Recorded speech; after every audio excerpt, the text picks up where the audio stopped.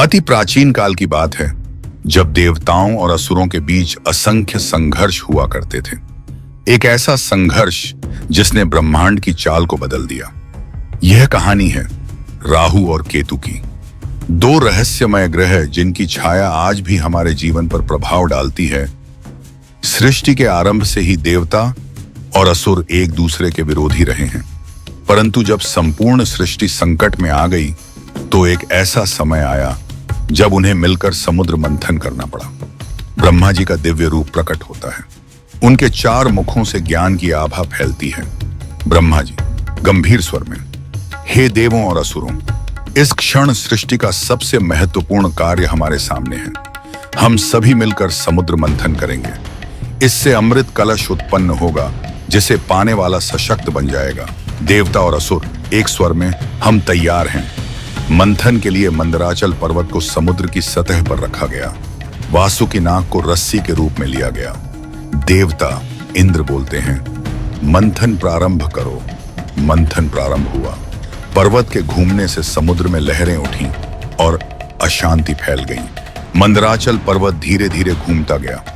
वासुकी नाग की पूंछ और सिर को देवता असुर मिलकर खींचते हैं। समुद्र की गहराइयों से अद्भुत रत्न, जड़ी बूटियां, वस्तुएं निकलती हैं। देवता, अरे वाह, यह तो चंद्रमा है। असुर, देखो, यहां से कल्याणकारी रत्न निकल रहे हैं। परंतु हर वस्तु के साथ एक विष भी उत्पन्न होता गया। मंथन के बीच में सबसे भयंकर हलाहल विष का सृजन हुआ, जो संपूर्ण सृष्टि को नष्ट कर सकता था।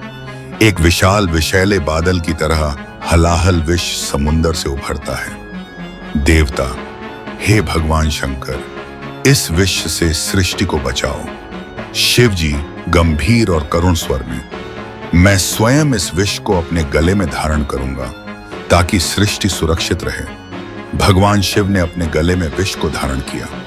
उनका गला नीला पड़ गया, जिससे उन्हें नीलकंठ कहा गया। बहुत संघर्ष और कठिनाइयों के बाद समुद्र मंथन से अमृत कलश प्रकट हुआ। अमृत कलश समुद्र की सतह पर चमकता हुआ उभरता है। देवता और असुर दोनों अपनी नजरें उस पर टिकी हैं। असुर, अमृत तो हमारा भी हक है।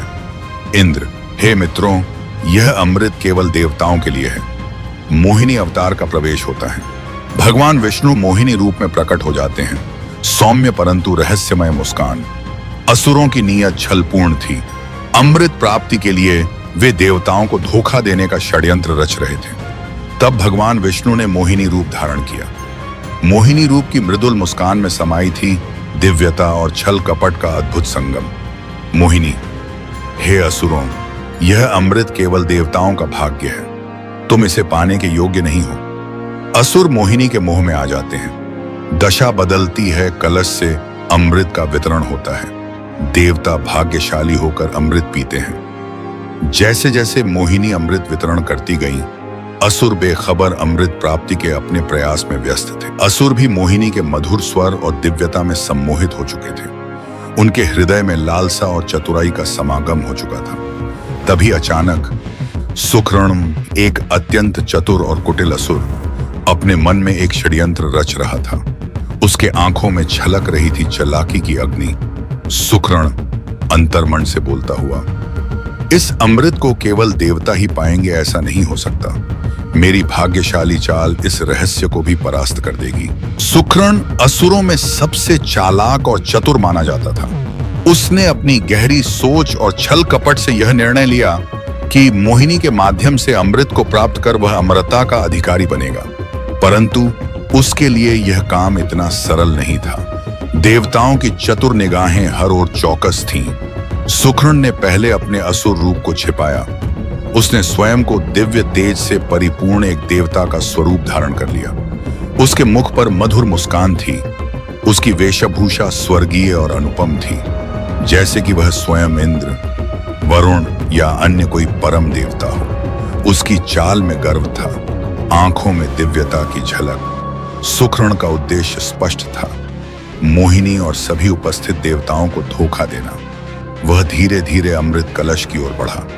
उसकी हर एक चाल इतनी स्वाभाविक थी, मानो देवताओं का भाग्य स्वयं उसके हाथ में समाया हो। उसने विश्वास दिलाया कि उसका उद्देश्य भी देवताओं के समान है, अमृत प्राप्त करना, ताकि वह संसार की भलाई में भागीदार बन सके।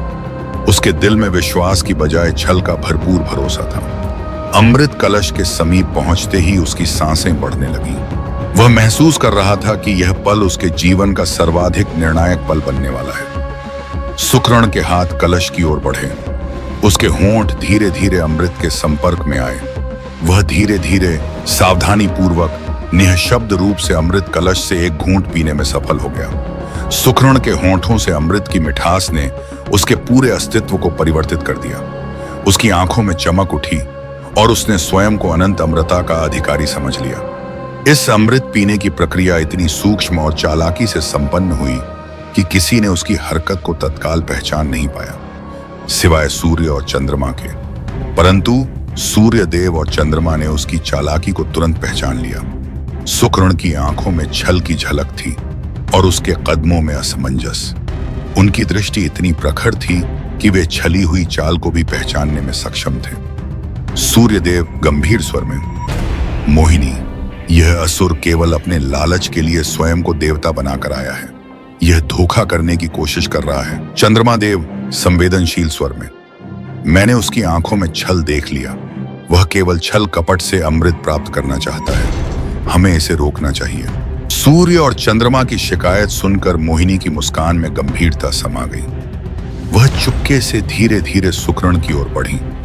उसकी आंखों में छल और लालच स्पष्ट हो रहे थे। मोहिनी गंभीर स्वर में, हे सुकर्ण, तुमने अपने असली स्वरूप को छुपाकर छल के द्वारा अमृत प्राप्त करने का प्रयास किया। यह अन्याय है। यह क्षण केवल छल नहीं था, बल्कि एक महान धोखे की गाथा का आरंभ था। देवता असमंजस में थे। मोहिनी के स्वर में गंभीरता बढ़ती जा रही थी और सूर्य चंद्रमा ने तुरंत भगवान विष्णु के ध्यान में यह अपराध पहुंचाया। यही वह पल था जब ब्रह्मांड का संतुलन पहली बार विचलित हुआ। एक असुर की चालाकी ने पूरे देवताओं के सामूहिक प्रयास को चुनौती दी। अमृत का एक घूंट पीने की यह घटना न केवल एक धोखा थी, बल्कि इतिहास का एक अद्भुत मोड़ बन गई। यह छल सहन नहीं किया जा सकता था। मोहिनी का चेहरा अचानक गंभीर हो गया। उसकी आंखों में उभरी दिव्यता की चमक ने सुकर्ण के कृत्य को पहचान लिया था। मोहिनी गंभीर स्वर में, यह अन्याय है। यह कृत्य स्वीकार। भगवान विष्णु, जो मोहिनी के रूप में उपस्थित थे, ने तत्काल सुदर्शन चक्र को अपने हाथ में लिया। वह चक्र तेजस्वी प्रकाश में चमक रहा था। उसकी शक्ति अपार थी। सुदर्शन चक्र ने सुकर्ण के धड़ को उसके सिर से अलग कर दिया। परंतु अमृत का प्रभाव अद्भुत था। अमृता की शक्ति ने सुकर्ण के सिर को अमर बना दिया। ऐसा अद्भुत चमत्कार हुआ कि ब्रह्मांड में पहला राहु और केतु का उद्भव हो गया। सुकर्ण का सिर भयावह और दिव्य रूप में आकाश में स्थापित हुआ। राहु, उसके धड़ का रूप बन गया केतु। दोनों ने ब्रह्मांड में अपना स्थान ग्रहण किया। मोहिनी ने अमृत देवताओं को वितरित किया। असुरों को विश्वास था कि वे भी अमृत प्राप्त करेंगे। हैरानी से हमसे छल हुआ। इस प्रकार देवताओं ने अमृत प्राप्त किया और असुर पर विजय पाई। शांति फिर से सृष्टि में स्थापित हुई। राहु और केतु केवल खगोलीय पिंड नहीं हैं, ये हमारे कर्मों के फल हैं। अमृत पीने के बाद भगवान विष्णु ने उन्हें आकाश में प्रतिष्ठित किया। राहु पूर्व दिशा में विचरण करने लगा और केतु पीछे की दिशा में, परंतु उनके मन में एक गहरा क्रोध समाया था। सूर्य देव और चंद्रमा ने उन्हें धोखा दिया था। जब सूर्य और चंद्रमा ने सुकर्ण के छल को मोहिनी तक पहुंचाया था, तब राहु और केतु ने महसूस किया कि उनकी महत्ता और शक्ति की अवहेलना हुई थी। उनका क्रोध इतना प्रबल हो उठा कि उन्होंने स्वयं को अपार शक्ति से भर लिया। राहु और केतु ने मिलकर एक प्रतिज्ञा की, हम जो भी शक्ति प्राप्त कर चुके हैं, उसके द्वारा हम सूर्य और चंद्रमा पर अपना अधिकार जताएंगे। राहु, जो पूर्व दिशा में विचरण करता है, अपने गर्जित मुख के साथ ब्रह्मांड में विचरता है। उसकी आंखों में भयंकर क्रोध और अनंत छल की झलक है।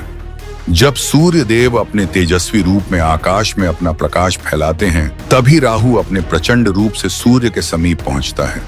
वह धीरे धीरे चुपके से सूर्य के समीप आता है और जैसे ही समय का क्षण आता है, राहु का गर्जित मुख सूर्य के सामने प्रकट होता है। राहु का मुख सूर्य को अपने विशाल कलेजे में निगल लेता है। ऐसा प्रतीत होता है जैसे समूचा आकाश और धरती क्षणिक रूप से अंधकार में लिपट गए हों। सूर्य की तेजस्विता जो अनंत जगत को आलोकित करती थी, एक छाया में समा जाती है। सूर्य का प्रकाश क्षणिक रूप से गायब हो जाता है। पूरी सृष्टि स्तब्ध हो जाती है। सभी जीव जंतु, देवता, असुर और ब्रह्मांड की अनगिनत शक्तियां यह अद्भुत दृश्य देखती हैं। राहु का मुख सूर्य को अपने गर्जन में समेट लेता है। कुछ क्षणों के लिए सूर्य का तेजस्वी प्रकाश समूचे ब्रह्मांड से विलुप्त हो जाता है, परंतु यह केवल एक क्षणिक अंधकार था।